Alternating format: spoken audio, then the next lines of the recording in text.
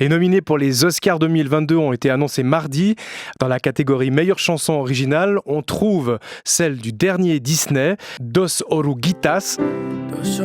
Vertigo. Mais nous avions oublié Pierre, notre héros, joyeux et souriant. La musique. Mais ce n'est pas de cette chanson que je viens vous parler aujourd'hui. Non, parce que c'est pas du tout Dos Oruguitas qui affole en ce moment les compteurs de YouTube et qui fait danser le tout TikTok. Non, c'est un autre titre du même dessin animé, Encanto. Et apparemment, c'était pas prévu par Disney. Alors, je veux parler de Ne parlons pas de Bruno. Pour ceux qui n'ont pas encore entendu ce vers d'oreille, une première chose à relever, c'est qu'on y trouve un passage très Disney et qui rappelle pas mal La Reine des Neiges.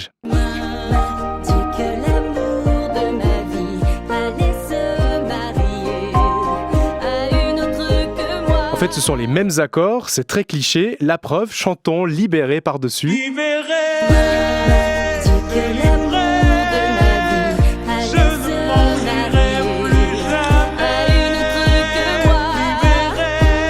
Mais en fait, cet extrait n'est pas du tout représentatif de la chanson complète.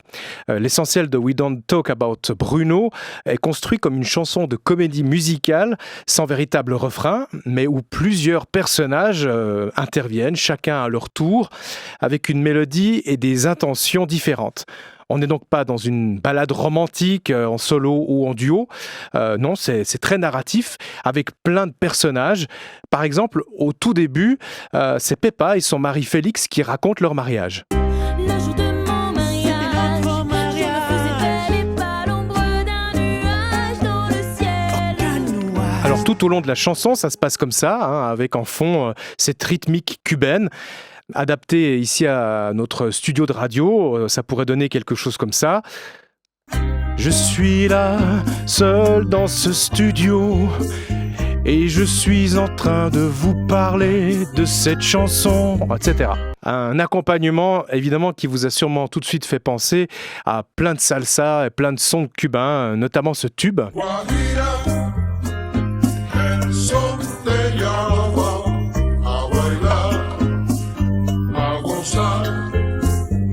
Ah, j'ai dit qu'il n'y avait pas de refrain dans Ne parlons pas de Bruno.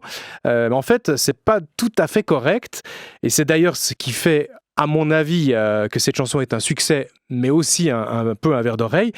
Dès l'introduction, et plusieurs fois par la suite, on entend un motif entêtant, bâti sur 4 mesures, et qui marque comme une rupture dans l'accompagnement. Ne parlons pas de Bruno, non, non, non. Ne parlons pas de Bruno. Alors si vous avez été attentif au piano, vous vous êtes rendu compte que c'était totalement copié sur Daniel Balavoine.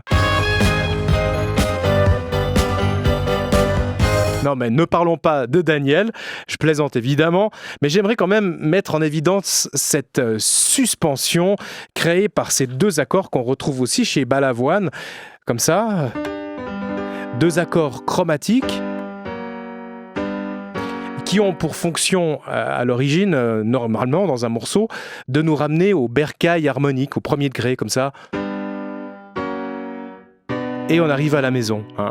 Mais justement, quand on joue obstinément ces 2 accords, comme dans le morceau de Encanto, eh ben, on a l'impression que on ne sait pas si on veut y aller ou si on ne veut pas y aller. Finalement, on dit j'y vais pas.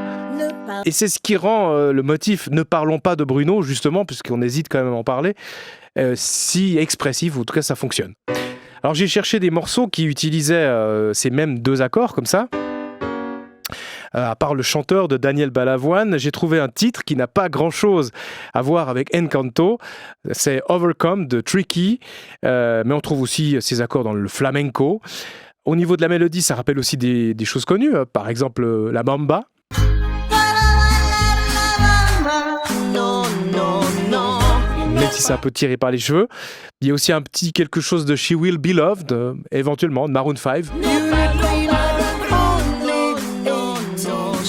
Alors comme j'espère être nominé dans la catégorie meilleur remix des chroniqueurs radio qui font des comparaisons tirées par les cheveux, je vous propose de mélanger un peu tout ça et de finir comme dans la chanson justement Bruno, avec plein de voix et surtout dans l'harmonie.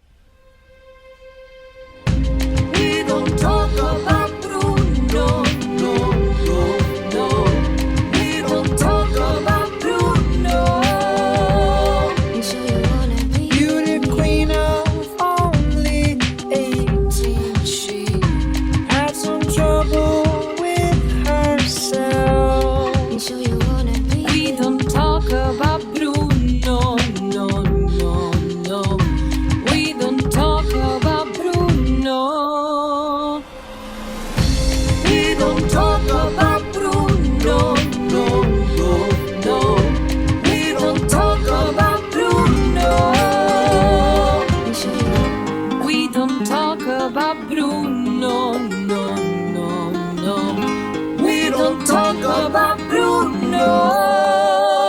Se mélange dans ma tête. Sous les parapluies d'abuela.